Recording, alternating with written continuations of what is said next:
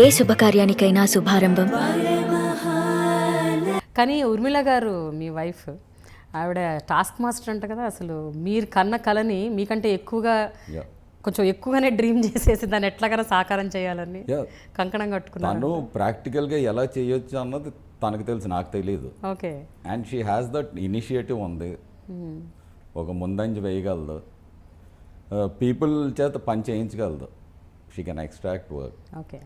చిన్నపిల్ల అవ్వచ్చు, ఎంత పెద్దోడైనా అవ్వచ్చు. So she was very instrumental మొత్తం.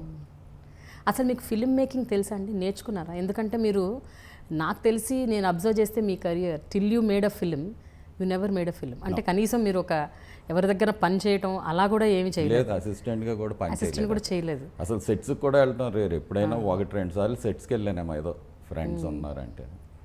తెలియదు మరి ఎలా ఎట్లా చేద్దాం అనుకున్నారు? అంటే కాగితం మీద I can see the picture. Okay.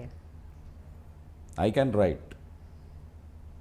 Right చేసినప్పుడు అది ఓన్లీ వర్డ్స్ కాదు, కనపడని యాక్షన్ కూడా కనపడుతుంది నాకు. ఏదో ఫ్రేమింగ్, అడ్వర్టైజింగ్లో ఉన్నాను నేను. Okay. So I know how frame ఏంటి. Okay it's still picture, advertising అంటే ప్రింట్కి అంతే ఆ ఎక్స్పీరియన్స్. జనరల్గా అండి ఇక్కడి నుంచి పిల్లలు ఇంజనీరింగ్ చేసేసి అమెరికా వెళ్ళి ఎంఎస్ చేస్తూ చాలా చాలా ఆడ్ జాబ్ చేసుకుంటూ the make both the ends meet, రకరకాలుగా వాళ్ళు కింద మీద పడుతుంటారు to get in to final job. మీరు అలా ఇండియాలో ఉండి చేశారంట కదా. అంటే మీరు చదువు ఏం చదువుకోవాలో మీకు క్లారిటీ లేదు, ఎక్కడదా చదవాలో తెలియదు. మెడిసిన్ చేద్దాం అనుకున్నారు, మధ్యలో ఆపేశారు.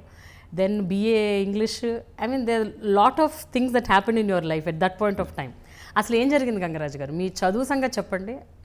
అంటే 12th క్లాస్ అయ్యే వరకు చాలా సాఫీగా జరిగింది. Think by 16 years old I passed out of 12th in good rank. Okay. ISC. After that మొదలైంది మెడిసిన్ అనుకుంటే సీట్ రాలా, 1 year వేస్ట్ అయింది.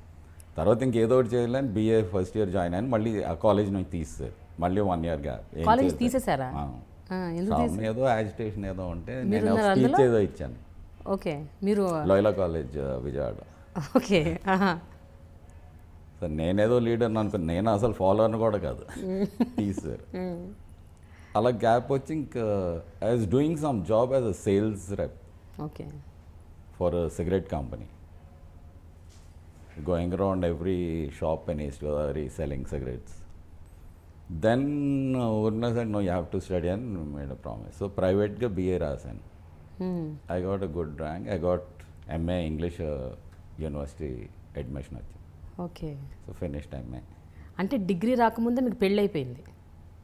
నో.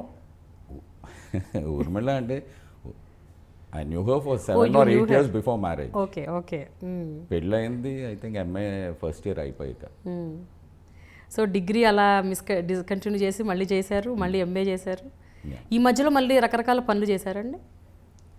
అంటే MA అయిపోయిన వెంటనే I got bank job, state bank of India probationary officer job. అది 1 year చేశాక మానేసా.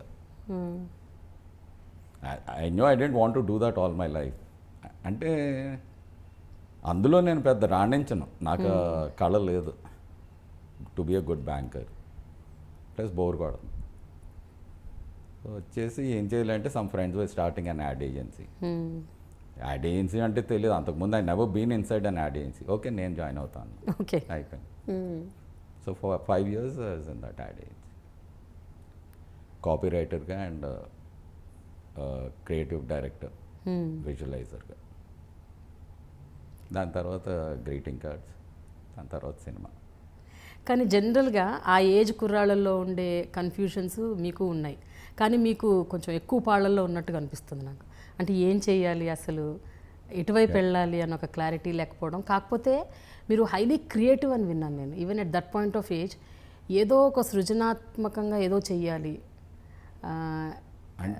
Regular kind of jobs they don't give you a high, అది మీకు కిక్ ఇవ్వమని విన్నాను. అయితే ఒక్కొక్కళ్ళకి ఒక్కొక్కటి ఇష్టం.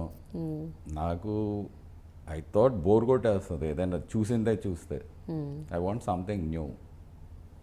అది యాక్చువల్ ఫిల్మ్స్ ఎవరికైనా ఉండేది, అంటే క్రియేటివ్ పీపుల్కి అల్టిమేట్, బికాజ్ అందులో అన్ని కళలు ఉన్నాయి. It could be painting, it could be music, everything is included in that apart from acting and directing. So అది సమ్మేళనం అన్ని కళలకి. So that should be an ultimate dream for most of the people who are interested in arts. అది దూరం కదా, ఈ లోపు మధ్యలో వేసే అడుగులు గ్రీటింగ్ కార్డ్స్ చిన్న చిన్న, అట్లీస్ట్ అవి కూడా క్రియేటివే, అడ్వర్టైజింగ్, అలాగే all leading to this. But అప్పట్లో అంటే ఈ డిజైనింగ్, పెయింటింగ్, రాయటం ఇవన్నీ వచ్చేవండి, మీరు చేసేవారా? అంటే నాకు painting I can't draw, but rough sketch ఏదో వేస్తాను. Then there'll be an artist will implement that. Okay, basic idea idea ఇస్తాను, concept. Writing I can write, అంటే ఇంగ్లీష్లో యాడ్స్కి ఇంగ్లీష్లో కొంచెం ఎక్కువ కంఫర్టబుల్ రాయటం. సో యాక్చువల్లీ ఫస్ట్ ఛాన్స్ వచ్చినప్పుడు సినిమాకి డైలాగ్స్ కూడా నేను రాస్తాను అనుకోలే, స్క్రీన్ ప్లే చేసాను. రఫ్ డైలాగ్స్ అలా ఉంటే ఇంగ్లీష్లో ఏదో పెట్టేశాను. Then sat with some writer, ఓ నెల 2 నెలలు కూర్చున్నాక ఆ మాటలు నేనే గుర్తుపడతల్లా. అంటే నేను చిన్నపిల్లలు ఎలా మాట్లాడాలో అనుకున్నది అది అలా రావట్లా. జనరలీ మనకు ఎప్పటి నుంచో వచ్చే చిన్నపిల్లలు ఎలా అమ్మ దొంగ ఇక్కడ ఉన్నా, ఇలాంటివన్నీ అవి వికారం వచ్చేస్తుంది కదా. Okay, that's not how our kids speak. Cinema పిల్లలు అలా మాట్లాడతారు, నిజ జీవితంలో పిల్లలు అలా మాట్లాడతారు. సో ఇంక నేనే రాయాలని ఇంకా మెల్లిగా ఒక్కొక్కటి ఇంగ్లీష్లో రాసుకుని మళ్ళీ ట్రాన్స్లేట్ చేసుకుంటూ వచ్చారు తెలుగులోకి. ఓకే, మళ్ళీ తెలుగు ట్రాన్స్లేట్ చేస్తే మళ్ళీ అవే పదాలు వస్తాయి కదా, సినిమా పదాలే. మళ్ళీ చిన్నపిల్లల పదాలు ఎందుకు అంటే వస్తాయి? తెలుగు మాట్లాడతాం నాకు వచ్చు కదా. ఓకే ఓకే, మన చుట్టూ పరిసరాల్లో ఎక్కడ పెరిగాం, పల్లెటూరు నుంచి అమ్మమ్మలు చుట్టుపక్కల కాదు అందరూ మాట్లాడేది తెలుసు కదా మనకి, ఆ ఫ్లో ఎలా ఉంటుంది అన్నది. అంతేకాని word to word translation. So మీరు మొదటి సినిమాతోనే మీరు రాయటం నేర్చుకున్నారు అంటే తెలుగు, అంతకుముందు అసలు అది కూడా రాదు. అంటే రాయటం అంటే నా మీనింగ్ డైలాగ్స్ రాయటము, అది కథ అంతా మాత్రం కన్సీవింగ్ అంతా ఇంగ్లీష్లోనే. ఇప్పటికీ యాక్షన్ పార్ట్ ఇంగ్లీష్లోనే ఉంటుంది. ఓకే, డైలాగ్స్ లాస్ట్లో రాసుకుంటా, బికాజ్ అది ఒక్కొక్క మొక్క తూచి చేయాలి కదా. అయితే ఈ చిన్న చిత్తగా జాబ్స్ ఏవి చేసినా మీరు అందులో వేట్లో కూడా మీరు అసలు మీకు ఫుల్ లెంగ్త్ సాటిస్ఫాక్షన్ కానీ హ్యాపీనెస్ కానీ మీరు అసలు పొందలేదంట. ఈవెన్ మధ్యలో ఏదో వాడీలాల్ ఐస్ క్రీమ్ అని కూడా ఒకటి స్టార్ట్ చేశారంట, ఐస్ క్రీమ్ పార్లర్ ఫ్రాంచైజ్ తీసుకున్నాం. అంటే ఆ చల్లగుండేది కూడా చేతులు కాలుస్తుంది అని తెలియదు మనకి. మొత్తం కాలిపోయింది. సరే అంటే ఆ ఐడియా ఎందుకంటే అసలు ఆ పార్లర్ మీద కాదు, అడ్వర్టైజింగ్ అని ఏదైనా క్రియేటివ్ థింగ్ ఏంటంటే దేర్ ఇస్ నో సెక్యూరిటీ. అంటే ఆ నెల నువ్వు ఏమీ డిజైన్ చేయలేకపోతే నీకు ఇన్కమ్ లేదు తినడానికి. ప్రతిరోజు కొత్త ఐడియాలు ఏంటి టెన్షన్ అనుకుని మనం ఏం చేయకుండా ఒక స్టడీ ఇన్కమ్ ఉంటే బాగుంటుందేమో అన్న దురుద్దేశంతో, అందరూ సదుద్దేశం అనుకుంటారు, దాంతో అది పెట్టాను. అంటే బ్రెయిన్ ఎక్కువ ఉపయోగించకుండా దాని అంతటా వస్తుంటే అట్లీస్ట్ ఇంట్లో టెన్షన్ ఉండదు, you can have food and all, అవి ప్రాబ్లం ఉండదు. ఇది వచ్చింది బోనస్ అవుతుంది మనకు ఐడియాలు వచ్చినప్పుడు చేసుకుంటే. But it don't work out. అది కూడా పోయిందండి. మరి తర్వాత ఏం చేశారు? ఆ తర్వాత ఐస్ క్రీమ్ పార్లర్ దెబ్బతిన్నాక గ్రీటింగ్ కార్డ్స్. ఓకే, అక్కడ కూడా మీకు మార్కెట్లో ఆల్రెడీ ఆర్చీస్, హాల్మార్క్ ఏవో రకరకాల గ్రీటింగ్ కార్డ్స్ ఉన్నాయి, క్రై వాళ్ళవి చాలా గ్రీటింగ్ కార్డ్స్ ఉన్నాయి. అండ్ వాళ్ళ కార్డ్స్ అన్నీ చాలా వెరీ మినిమల్ రేట్స్ ఉంటాయి, 5 రూపాయలు, 4 రూపాయలు, 3 రూపాయలు. అంటే హైయెస్ట్ వాజ్ హాల్మార్క్ 8 రూపీస్ ఉండేది. మీరు దాన్ని బీట్ చేసి 15 రూపాయలు, 12 రూపాయలు పెట్టారంట. 25 రూపీస్. అంటే ఏ ధైర్యంతో పెట్టారు? అంటే ఒకటి ధైర్యం కదా, అవసరం ఏంటంటే నేను ఫోటోగ్రఫీ బేస్డ్ కార్డ్స్ చేశాను, నాకు చాలా ఎక్స్పెన్సివ్ అవుతుంది. ప్లస్ నేను లక్షల్లో ప్రింట్ చేయలేను, సో కాస్ట్ పర్ కార్డ్ ఎక్కువ నాకు. సో నాకు మార్జిన్ రావాలంటే అంత పెట్టాలి. సో నా కార్డ్స్ డిఫరెంట్, ఎలా ఎవరు కొంటారు అన్నారు. వాళ్ళ కార్డ్స్ ఎంత ఉంది అంటే నేను అన్నాను, ఫస్ట్ ఆఫ్ ఆల్ నా కార్డ్ డిఫరెంట్, నచ్చితే 25 అయినా కొంటారు, లేదా నేను ఫ్రీగా ఇచ్చిన తీసుకోవడం, ఎందుకంటే దట్ సో డిఫరెంట్ కనుక. పిచ్ లాజిక్తో వెళ్ళిపోయాను అంతే, అండ్ ఇట్ వర్క్డ్. బట్ ఏముండేదండి మీ కార్డులో? How different was it?